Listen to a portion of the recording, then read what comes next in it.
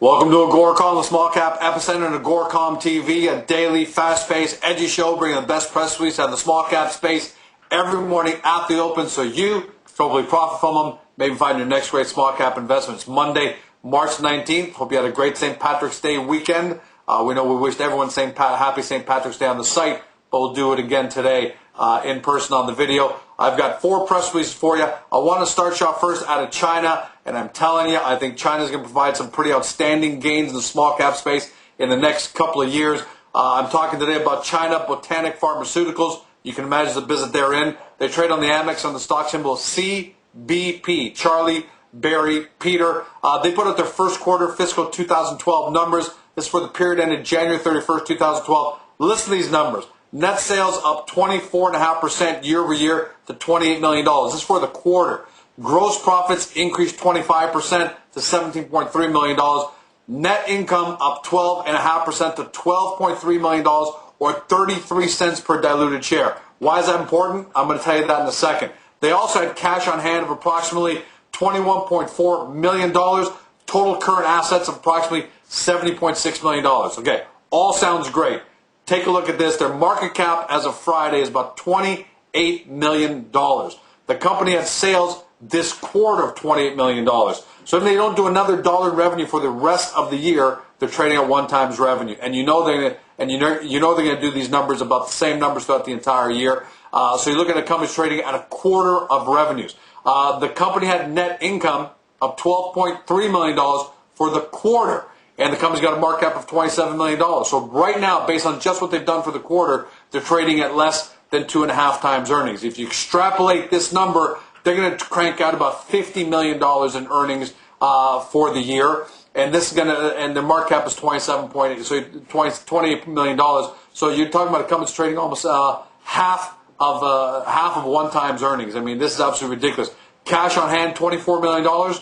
Trading a $28 million market cap. They're trading pretty much at 3/4 of cash value, and current assets of $70.6 million. Again, compare that to the market cap. These prices are absolutely ridiculously cheap. I've said this over and over again. We know there are problems in the China space, but when the dust settles and the bad companies are out, we're going to get into China 2.0, just like we saw during the dot-com days with Web 2.0. Once the first phase of dot-coms were cleaned out, the mistakes were made, the good companies left standing, everybody made significant profits. I think the exact same thing is going to happen for China. Bank on it. In addition, for China Botanic, take a look at their business outlook. For 2012, they're saying they're reaffirming, in fact, guidance of revenues about $91.6 million to $93. Call it $92 million.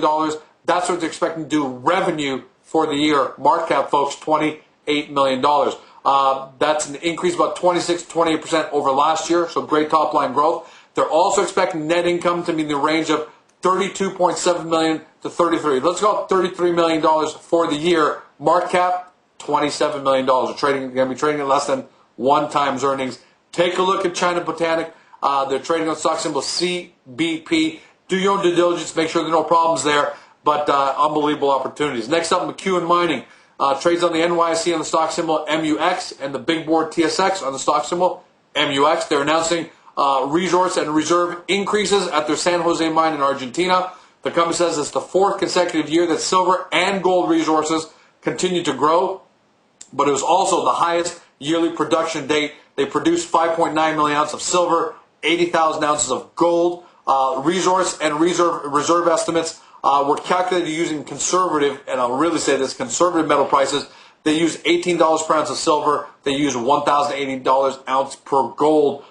Very conservative numbers in order to get to this. So I really like the way they're approaching this. Measured and indicated silver and gold resources up 47% and 56% respectively. Silver, 68.6 million ounces. Gold, 1.04 million ounces. On the proven probable side, silver's up 5%. Gold is up 15% respectively. 22.3 million proven and probable ounces of silver, and 344,000 provable and probable ounces of gold. Nice numbers there. I also like their mission statement. You don't see this very often.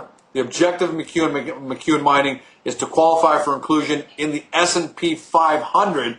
That would be big. By 2015, close on Friday, 398. 944 is a 52-week high. 305 is the low.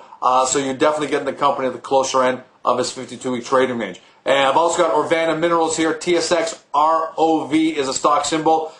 They put out an operations update. This on their gold copper mine in northern Spain, where they're reporting that their cash costs have been reduced to less than $650 per ounce.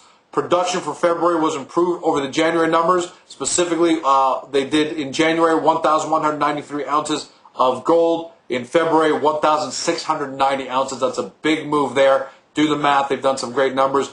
Their grades were also up in February versus their grades in January, but the recovery percentages were lower. The company says they're a multi-mine gold and copper producer, so you've got to like that. Close on Friday, 86 cents. Now, here's the range.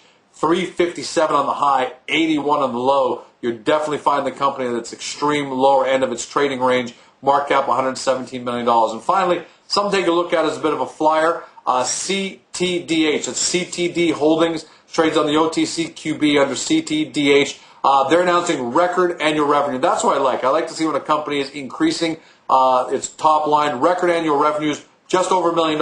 Not a big number, but it is a 30% increase over 2010. So you always got to pay attention to little companies like that and see what they can do in the future. They did report a net loss of $98,000, which isn't a big deal. That compares to a net loss of $38,000 in 2010. So you have to figure that out. But they do have cash and short-term investments of $127,000. They make complexes for food, nutritional, and pharmaceutical markets. 19-cent close on Friday. 20 and a half cents is their high. 5.5 cents is their low. So they're definitely at the higher end of their trading range. You got to be careful of that. But otherwise, four pretty good stories for you. It's always quality over quantity. If you look for more great small cap resource companies, and you watch this on Global Investor right now, then look below me or to the left of me to see the companies we've covered over the past few days. Otherwise, if you're not already there, get to the front page of AGORACOM, watch this daily show, take a look at the best headlines to my right, and get into our marketplace to discover your next great small cap stock. That's a wrap. Have an amazing day.